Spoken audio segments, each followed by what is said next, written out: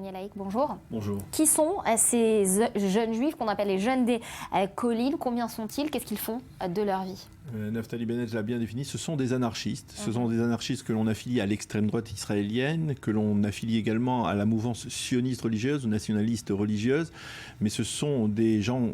Il s'agit de quelques centaines, peut-être quelques dizaines, quelques centaines de personnes qui ne reconnaissent aucune autorité, ni l'autorité de l'État d'Israël, ni l'autorité de rabbins, ni même, on va dire, l'autorité de leurs parents. Ce sont à ce point ni foi ni loi, ni Dieu ni loi, aucun. Ce sont de véritables anarchistes qui vivent dans les collines. Il faut rappeler que ce sont presque, on va dire, les enfants d'Ariel Sharon, parce que c'est Ariel Sharon qui, à la fin des années 90, les avait appelés à prendre possession des collines de Judée et de Samarie. C'est ce qu'ils ont fait.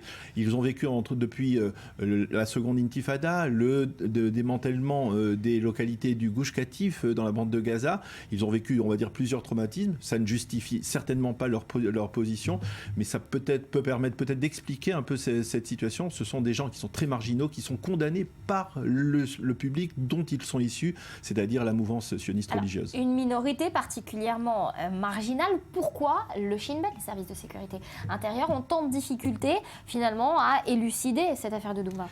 Eh bien parce que les suspects, et ces jeunes-là en général, ces jeunes des collines, ceux du Tag Mechir, du prix à payer en particulier, qui sont les plus activistes, eh bien, sont particulièrement bien formés à tenir tête aux enquêteurs du Shin Bet. Ils connaissent toutes les techniques parce que parmi eux, eh bien, il y a des gens qui ont déjà subi ce genre d'interrogatoire. Et puis, un exemple, l'un des avocats de cette mouvance, Itamar Ben-Gvir, est un homme qui a passé on va dire, le plus clair de sa jeunesse dans les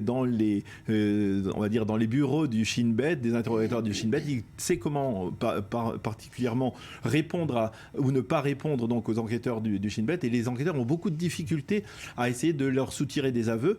Et le deuxième point, c'est que même si apparemment les enquêteurs auraient déjà obtenu des aveux d'une partie des responsables de l'assassinat, de l'attentat de Douma, eh bien le Shin Bet veut totalement démanteler tout le réseau, l'intégralité du réseau de ces jeunes des collines, ou en tout cas s'il y a un réseau, et c'est ce que le Shin Bet essaye de faire. Il essaye de voir le plus large possible, essayer de faire en sorte de repérer le maximum. Justement, est-ce qu'on peut parler de réseau c'est difficile à dire, mais un connaît l'autre.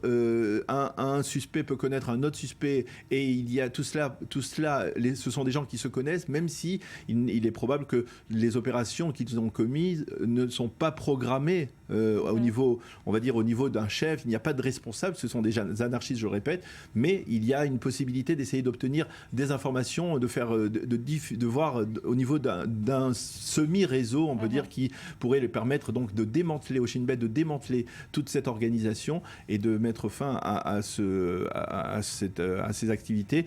C'est ce que l'on souhaite aussi, et c'est ce que l'on souhaite aussi, même au sein de la mouvance sioniste religieuse. L'ensemble du mouvement des implantations juives a condamné leur activisme et leurs actions, et c'est ce que l'on souhaite, de les arrêter et éventuellement de les condamner s'ils ont commis des exactions. Merci Daniel d'être revenu sur cette actualité.